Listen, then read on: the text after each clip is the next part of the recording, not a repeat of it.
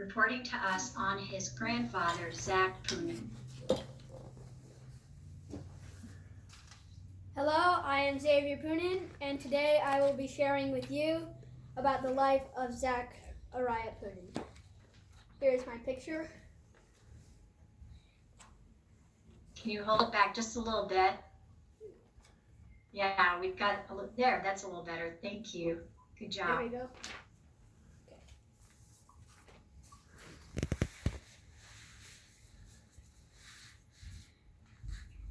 Zachariah Poonen, A Lighthouse to the Nations, by Xavier Poonen. There he was, Zachariah Poonen, an officer in the Indian Navy, ready to board an Indian Navy minesweeper to defend his country in the war against Pakistan. It would almost certainly mean death. The enemy's long-range guns would almost certainly sink their boat. Could he possibly survive? Zachariah, who goes by Zach now, has planted many churches all around the world, facing many trials with confidence. God spoke to him when he was 15 years old on his way home from a church service. He was prompted to share with someone else the gospel that he had heard that night, but did not know if this was God speaking to him or his own thoughts. Standing at a bus stop that night, Zach asked the Lord to guide him with a sign. If the bus approaching was his bus, then he should go home and forget the thought. If it was not his bus, then he would take it as a sign that he should share the gospel with someone. When the bus arrived, it was not his bus. He realized that the Lord had answered, so he went out looking for someone with whom to share the gospel. Zach found an older gentleman sitting on a park bench and shared the gospel with him. This was the very first person to whom Zach witnessed personally. This simple act of listening to God's still, small voice that night when he was 15 years old was the first of many acts of obedience that would characterize his life. Seeing his willingness to obey in small things, God was able to speak to Zach in greater ways throughout his life. Zach was born to God-fearing parents on November 5, 1939, in Madras, India. He was the oldest of 3 children and grew up in Delhi, the capital of India. His father, P.C. Poonen, was an engineer, and his mother, Mrs. S.C. Poonen, was the principal of a very well-known school. His father was also the chairman of the committee which organized the first Billy Graham crusade in India in 1956. Zach attended St. Columbus's School in Delhi for 8 years. When he was 14 and a half years old, he took an entrance exam to join the Indian Navy. Zach finished 7th in all of India and was accepted into India's National Defense Academy, becoming its youngest attendee at the age of 15. This took him 1,000 miles away from his family. In 1957, Zach graduated from the Naval Defense Academy, finishing first among all the naval cadets. Zach continued to excel in the Navy, pursuing his goal to one day become Admiral of the Navy. Zach was sent to a Sunday school from a young age. He prayed hundreds of times between age 13 to 19 to ask Jesus to come into his heart. But he was never sure whether God had heard him. In July 1959, when Zach was 19 years old, he read Jesus' words in John 3:6-37. I will certainly not cast out anyone who comes to me. He had read that verse before, but this time the verse struck him. He realized that if he had asked God to come into his heart, then God most definitely did, because he said he would. Zach finally had the assurance of his salvation. It was later that same month that he was commissioned as an officer in the Indian Navy at the young age of 19. After becoming a Christian, Zach went to church meetings and Bible studies 2 or 3 times a week while stationed at the naval base in Bombay. He would use all his free time to study the Bible in his room. After God spoke to Zach in 1959, he began to consider leaving his job and entering full-time ministry. But he wanted to wait to hear from the Lord. On May 6, 1964, Zach heard a distinct message from God as he read Isaiah 49. "Come out of the Navy to serve me." A few hours later, a godly older man, whom Zach respected, Brother Bach Singh, asked Zach when he planned to leave the Navy. It is nearly impossible for the Navy to release an officer whom they had invested so much money and time into training.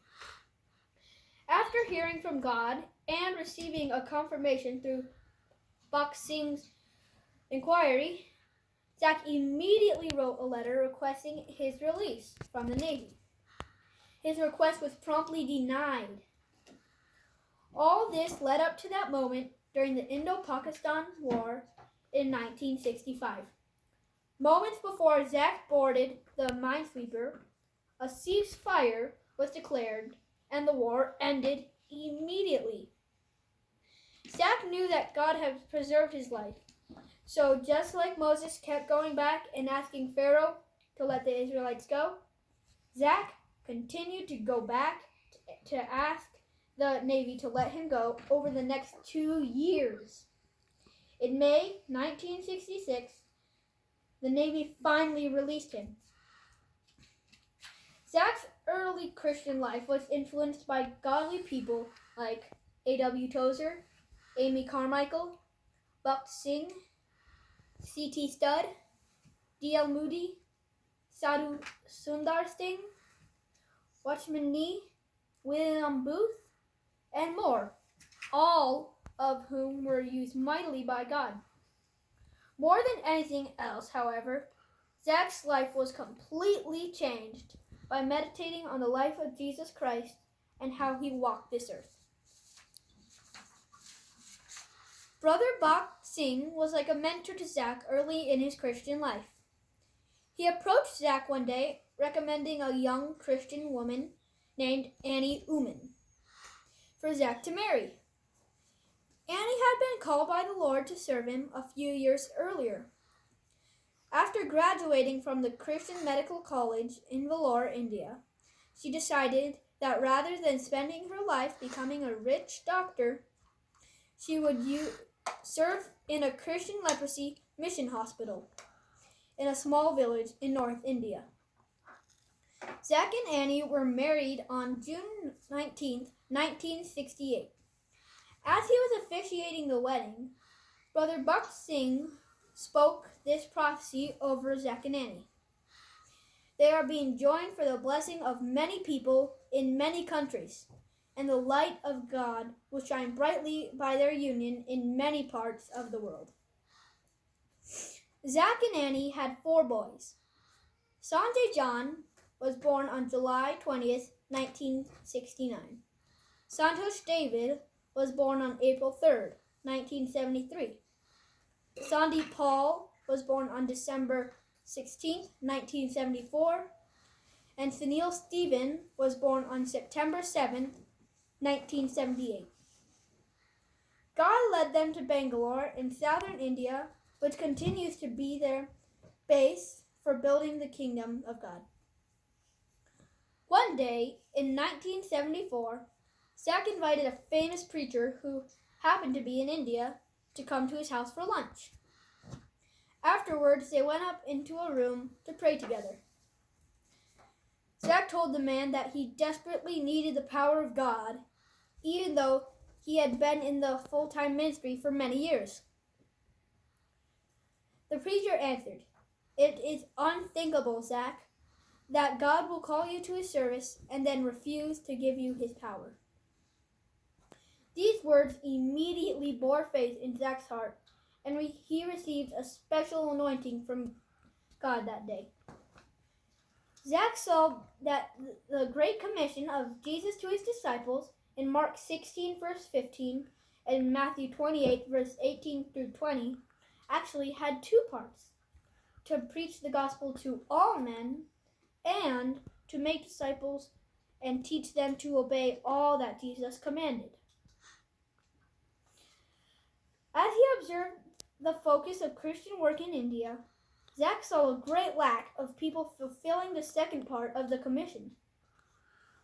Zach decided at this point to give up the worldwide teaching ministry he then had and instead focus on making disciples and building a local church.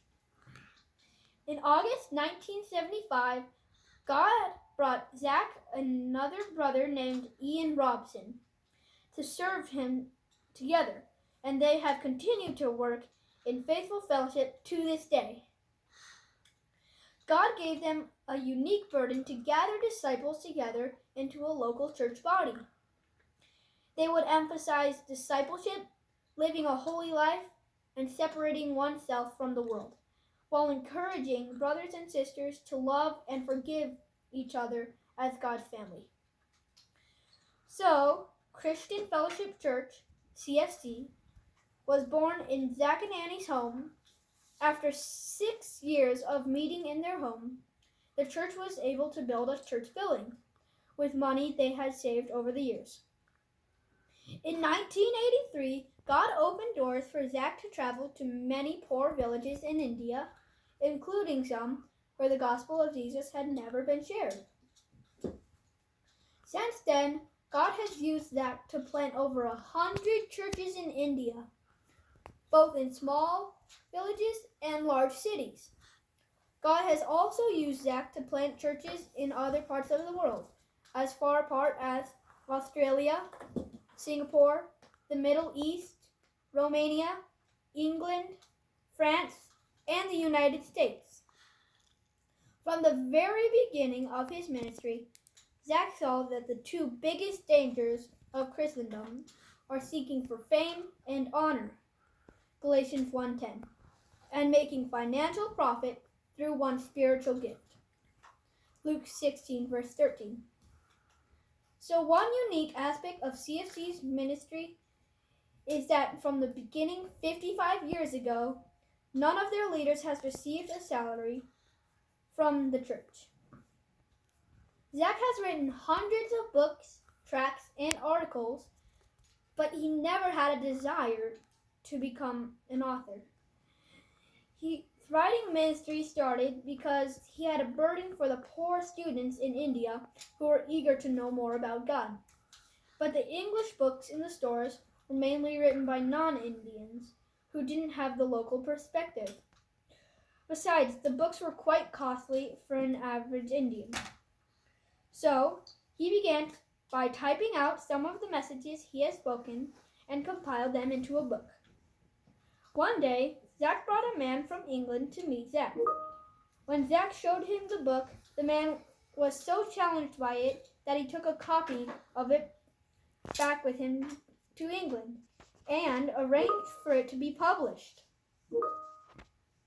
The first books of Zach's, The Supreme Priorities, was published in 1970.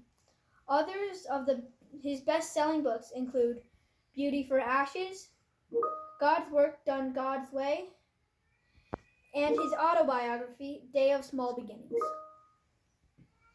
His largest work is a 1,000-page detailed book-by-book study of the Bible entitled Through the Bible, which was released in 2016.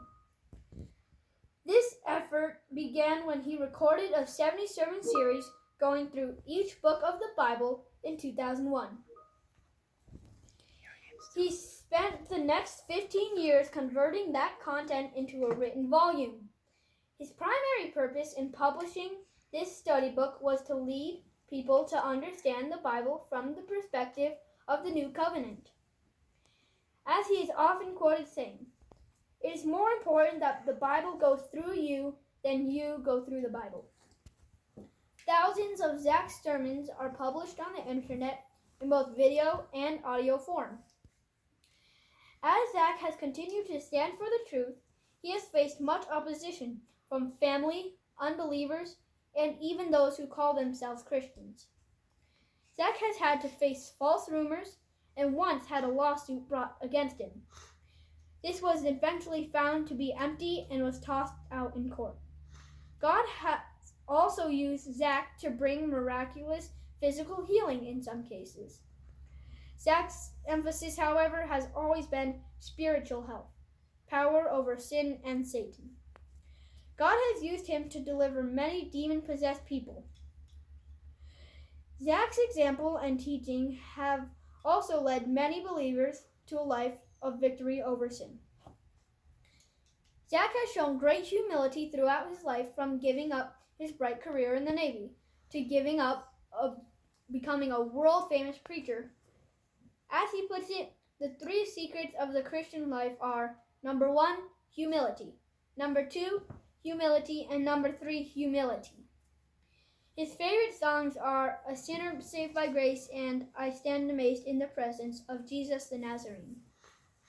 Zach often says that his only goals are to become more like Jesus every day and lead others on this way. He has lived out what he has preached over the last 61 years. One subject that he often speaks about is the importance of forgiving everybody. Otherwise, God will not forgive us. Matthew 6:14. In living this out in his life, his actions have actually led some of those people to Christ.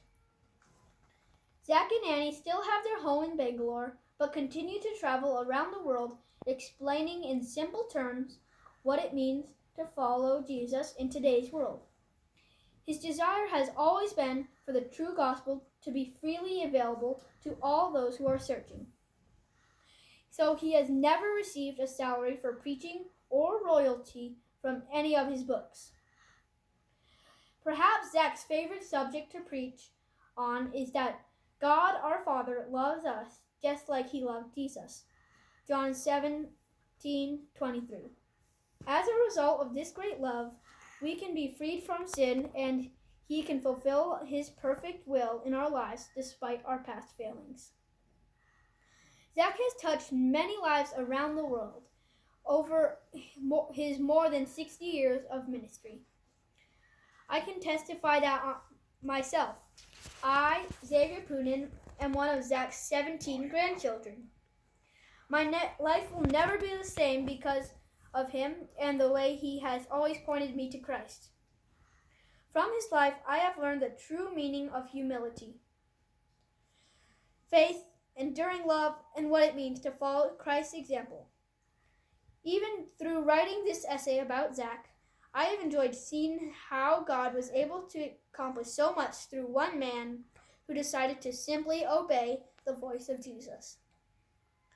I want to grow closer to Jesus every day of my life, following the example of my pop-up. Well done, Xavier. And that was just a beautiful way for you to honor your grandfather. Thank you. So we have one more